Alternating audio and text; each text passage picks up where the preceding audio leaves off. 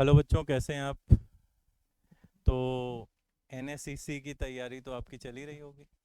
और इससे पहले वाले वीडियो में ऑलरेडी आपको मॉक टेस्ट की जानकारी हम लोगों ने दे दी कि किस तरह से मॉक टेस्ट हम लोग प्रिपेयर कर रहे हैं, क्या पैटर्न है। नाउ आज के वीडियो में मेरे साथ राहुल मिश्रा सर हैं। और राहुल मिश्रा सर के साथ हम लोग मतलब डिस्कस ये करने वाले हैं कि भाई एनएससीसी का आखिर पैटर्न क्या है, क्या रिक्वायरमेंट है, क्या क्या चीज़ें इंपॉर्टेंट हैं। सारा कुछ हम लोग डिटेल में डिस्कस करेंगे जिससे आपको बेनिफिट हो। ठीक है ना? तो राहुल सर, यस सर। कैसे हैं आप? मैं बढ़िया हूँ सर। बढ़िया है। बढ़िया बढ़िया। बच्चों हेलो। तो सबसे पहले बच्चों के लिए मैं एक चीज़ पूछना चाहता हूँ कि सर, एनएससीसी का सबसे पहले ये बताइए कि एग्ज़ाम डेट्स कब आ रही हैं आखिर? सर एग्ज़ाम डेट्स तो अनाउंस हो चुकी हैं। 26 नवंबर को एग्ज़ाम है सर। एनएसईसी का ऑलरेडी अनाउंस हो गई। इनफैक्ट फॉर्म फिलिंग भी हो गई, बच्चे फॉर्म भर भी चुके होंगे जो लोग इंटरेस्टेड होंगे। अब एग्जामिनेशन 26 नवंबर को है। और वो आगे मैं अभी एग्जैक्टली बताता हूँ टाइमिंग क्या होगा इसका। सो एग्जामिनेशन जो अपनी है,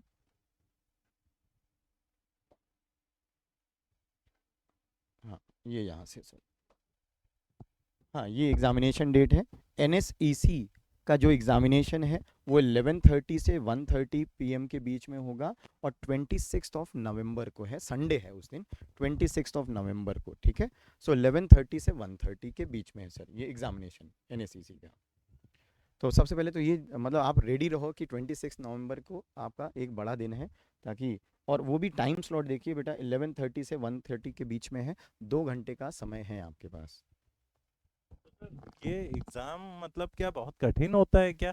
मतलब ओलंपियाड का एग्जाम है तो बच्चे क्या थोड़ा घबराते हैं कि भाई बहुत कठिन एग्जाम है? क्या पैटर्न रहेगा एग्जाम का, इसके बारे में बच्चों को भी थोड़ा हाँ, धुंधला धुंधला आइडिया है। तो क्या इस पे थोड़ा सा लाइट डालिए जरा कि नहीं, एग्जैक्टली क्या है ये। ये बहुत कठिन तो नहीं है सर एक्चुअली। हाँ, ओलंपियाड के नाम पे ये तो आता है कि कठिन एग्जामिनेशन है, लेकिन ये लेवल 1 है ओलंपियाड का। एक्चुअली ये कई स्टेजेस में होता है, जैसा बच्चों आपको मालूम है। सो दिस इज लेवल 1, ये सबसे पहला लेवल है। इसमें क्वालिफाई अपन करेंगे तो लेवल 2 के लिए जाएंगे, मतलब फिर वो इंडियन नेशनल ओलंपियाड के लिए जाएंगे। ये लेवल 1 एक तरह से आप बोल सकते हो कि ये क्वालिफाइंग एग्जामिनेशन है। लेकिन इसमें एक चीज़ और है सर, कि इसमें स्टेट वाइज भी कोटा है। अच्छा अच्छा। हाँ, तो मतलब यहाँ पे क्या होता है कि पेपर तो सेम आएगा, स्टेट वाइज बच्चों को अपनी मतलब स्टेट एनलिस्ट करनी पड़ेगी, किस स्टेट से आप एक्चुअली एग्जामिनेशन दे रहे हो। क्योंकि हर स्टेट के लिए क्या होता है, एक फिक्स उन्होंने बना रखा है कि इस स्टेट से हमें इतने बच्चे क्वालिफाई करने हैं। ओके। तो इसमें क्या होता है कि कुछ स्टेट्स के बहुत हाई कट ऑफ जाते हैं और कुछ स्टेट्स के काफ़ी लो कट ऑफ जाते हैं। जैसे राजस्थान, महाराष्ट्र, यूपी, इनके काफ़ी ज़्यादा कट ऑफ, क्योंकि नंबर ऑफ स्टूडेंट्स जो अपेयर हैं वो भी ज़्यादा हैं। और शायद जो इन स्टेट से तैयारी करने वाले बच्चे हैं उनकी शायद थोड़ा ज़्यादा सीरियस होकर तैयारी करते होंगे। तो उनका मतलब एग्जामिनेशन में मार्क्स थोड़े ज़्यादा आते हैं। वहीं पे अगर दूसरे स्टेट्स की बात करें तो थोड़ा कट ऑफ नीचे जाता है। तो ये स्टेट वाइज होता है, ये भी आप ध्यान रखिएगा कि स्टेट वाइज हो सकता है कि आप किसी, सपोज लेट से राजस्थान से हैं आप, आपने बहुत अच्छा परफॉर्म किया, लेकिन आपका हो सकता है सिलेक्शन ना हो, ऑल्दो आपके मार्क्स एक दूसरे स्टेट के बच्चे से ज़्यादा हो। वो इसलिए क्योंकि आपके ऊपर राजस्थान स्टेट में काफ़ी ज़्यादा बच्चे हैं और वो उस कोटा को फिल कर चुके हैं, तो आपका नंबर नहीं आया। ठीक है, तो यहाँ पे ये चीज़ भी जाननी जरूरी थी। बाकी जो पेपर का पैटर्न है वो एग्जैक्टली कैसा होता है वो मैं आगे बताता हूँ।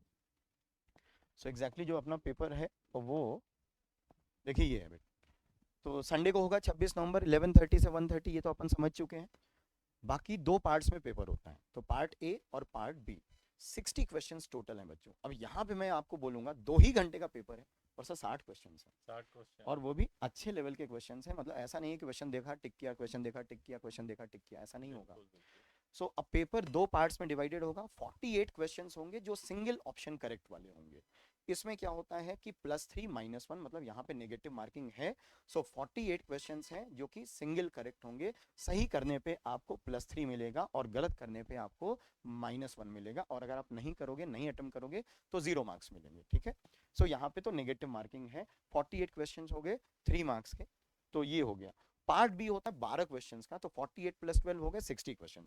अब ये जो 12 क्वेश्चन है ये एमसीक्यू है। एमसीक्यू इन द सेंस कि ये मल्टीपल आंसर्स करेक्ट हो सकते हैं।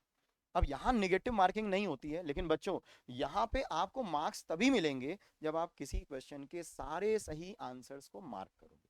For example sir, suppose let से हम लोग का 52nd क्वेश्चन है और उसका आंसर एबीसी है, किसी बच्चे ने अगर ए मार्क किया तो ऑल्दो उसको नेगेटिव नहीं मिलेगा, 0 मार्क्स मिलेगा। फुल मार्क्स तब मिलेंगे जब आप ए बी सी तीनों मार्क करोगे, पार्शियल मार्किंग भी नहीं है। ए बी सी तीन अगर ऑप्शंस करेक्ट हैं, तीनों मार्क करोगे तो आपको +6 मिलेगा। In all other cases you will be awarded 0 marks, negative नहीं है। सो 48 क्वेश्चंस ये 3 मार्क्स के ईच अगर सही करोगे, और 12 क्वेश्चंस ये 6 मार्क्स तो 72, और ये 144, तो टोटल 216 मार्क्स का पेपर है बेटा, 216 मार्क्स का पेपर है ये। 60 क्वेश्चंस हैं, 2 घंटे में करना होता, थोड़ा सा यहाँ पे स्पीड मैटर करती है, तो यहाँ पे चीज़ों को आपको जल्दी जल्दी निपटाना होगा।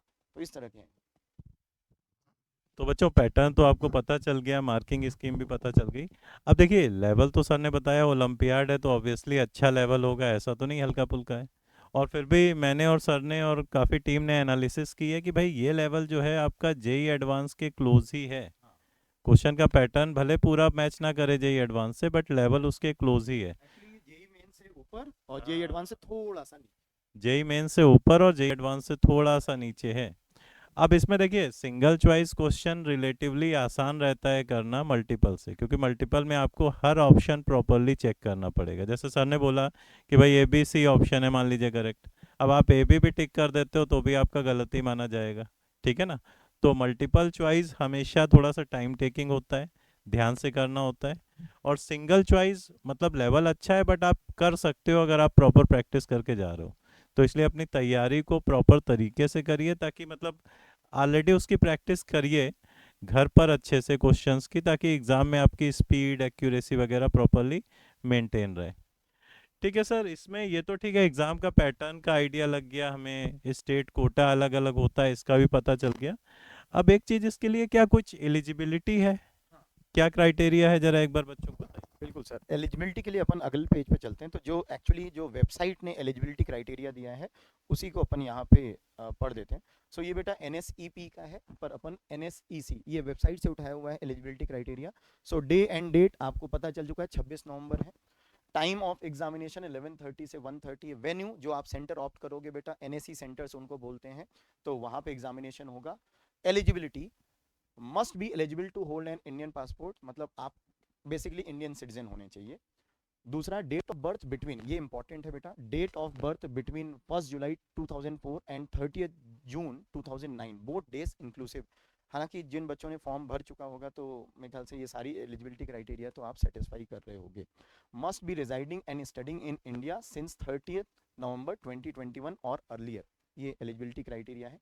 Must not have commenced studies in university, basically आप मतलब एक्चुअली 11th या 12th में होने चाहिए, मतलब आप 12th के बाद की स्टडीज को शुरुआत नहीं किए होगे ऐसा माना जा रहा है। और वैसे भी सर इतनी कम एज में तो मुझे नहीं लगता कि कोई ग्रेजुएट BA BTech और BSc के लिए जाएगा, है नहीं। लेवल ऑफ क्वेश्चन पेपर यहाँ इन्होंने वेबसाइट पे दे रखा है जरूर कि is broadly equivalent to senior secondary, मतलब ये बोल रहे हैं कि जो क्लास 12th लेवल का CBSE का एग्जामिनेशन होता है उसके इक्विवेलेंट होता है। पर मैं बता दूं लेवल थोड़ा अच्छा ही होता है, ये तो लिखने की बात है, लेकिन एक्चुअल एग्जाम में आप प्रॉब्लम क्या है सर कि 60 क्वेश्चन हैं, 60 क्वेश्चन से 2 घंटे, तो स्पीड भी मैटर करती है और जो क्वेश्चन का लेवल है वो भी बेटर है, वो भी अच्छा है। तो इस कारण से यहाँ पे कंपटीशन काफ़ी टफ हो जाता है, मतलब ये चैलेंजिंग हो जाता है बच्चे के लिए, तो इसमें काफ़ी अच्छी सी प्रैक्टिस करनी पड़ेगी बेटा।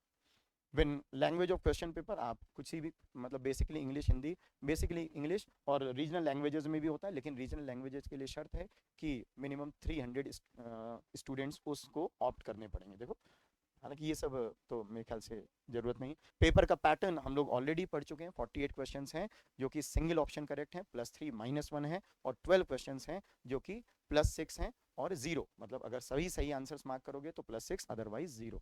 अच्छा, कुछ जो सिलेक्टेड स्टूडेंट्स थे लास्ट ईयर या उनके लास्ट ईयर जो मेरे टच में थे, तो कुछ बच्चे बोलते हैं सर हमने तो पहले इन वाले क्वेश्चंस को अटेम्प्ट किया। हालांकि आपका मतलब चॉइस है कि आप किन क्वेश्चंस को, क्योंकि उनका ये कहना था कि ये 12 क्वेश्चन है और 72 मार्क्स के हैं। सो पहले हम ये करते हैं तो ताकि खूब ढेर सारे मार्क्स स्कोर कर लें और बाद में वो जो 48 क्वेश्चंस हैं, लेकिन ये आपका चॉइस है बेटा, आप कौन से क्वेश्चंस 48 सिंगल वाले पहले करते हो या MCQ वाले, ये आपका चॉइस है पूरी तरह से। टोटल मार्क्स बेटा 216 का है ये मार्क्स। तो एलिजिबिलिटी क्राइटेरिया तो ये है सर।